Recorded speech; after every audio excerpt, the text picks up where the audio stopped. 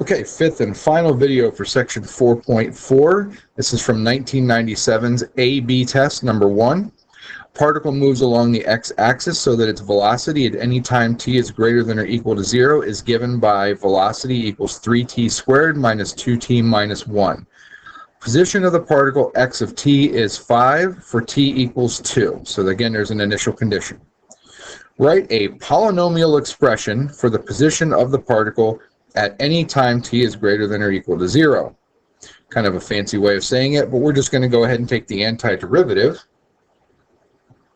It doesn't say what to call x of t is, I guess what we're calling it. So x of t, antiderivative is going to be t cubed minus t squared minus t plus c.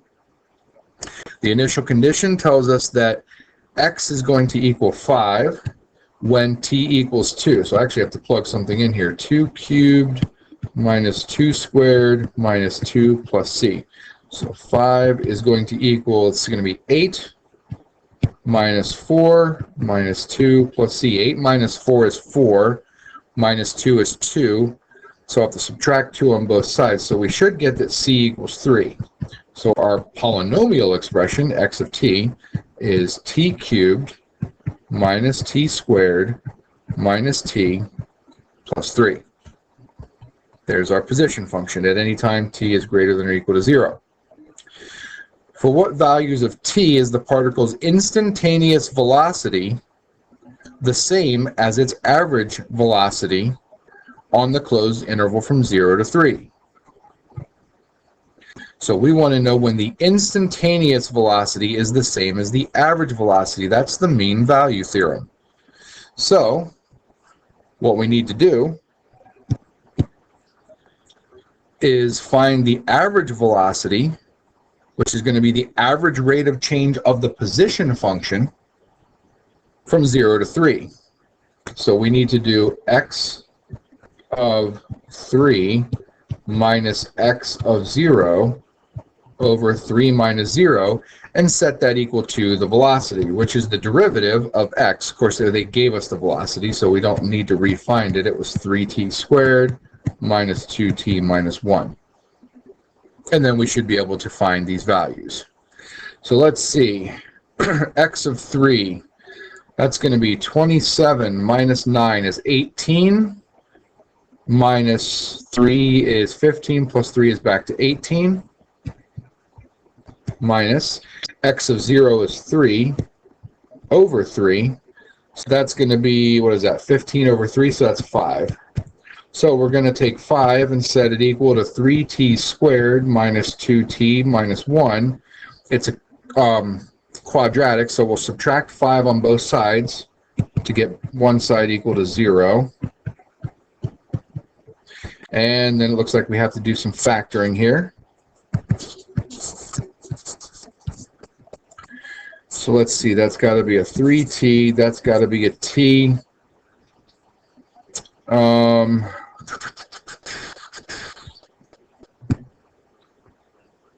It actually does not look like this is going to factor. I'm going to double check to make sure I did all my math right, but it doesn't look like this is going to factor. This must be where the calculator comes into play.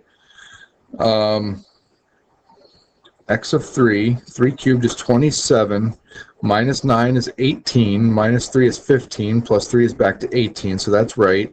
Plugging in 0 into my position gives me 3, so that's 18 minus 3, which is 15 over 3 is 5. Okay, that's right.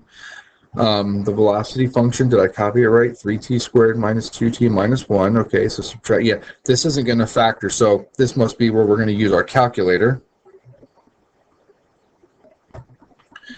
So we'll go to our, oops, turn it on, go to our y equals screen. I'm going to get rid of the stuff that we had in there before. So 3t squared, 3x squared, minus 2x, minus 6. We are only talking about the closed interval from 0 to 3. So zoom 6 is a standard 10 by 10. I'm really only interested in from 0 to 3 where this thing equals 0. So,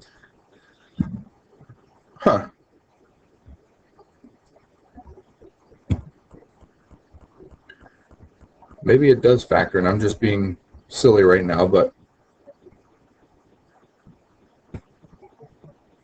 all right, well, let's just check. So second trace, let's find the intersect or the 0, so that's number 2. Whoops. Clear that. Try this again. Second trace, 0 option. Okay, left bound of 0, right bound of, I don't know, 4 should be in there. Ah, okay, so it's not. It's not a nice number.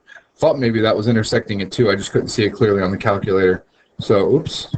T is, let me go look at that again, approximately 1.786. 1.786. So that's the t value in between 0 and 3, that the average velocity is equal to the instantaneous velocity, mean value theorem. And then find the total distance. Once again, we know that the total distance is an integral of the velocity's absolute value. So integral from 0 to 3 absolute value of velocity dt. We're going to plug that into our calculator.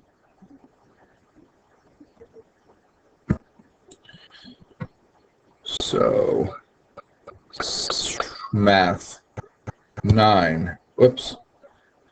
Let's clear that. I don't want that on the same screen as the graph.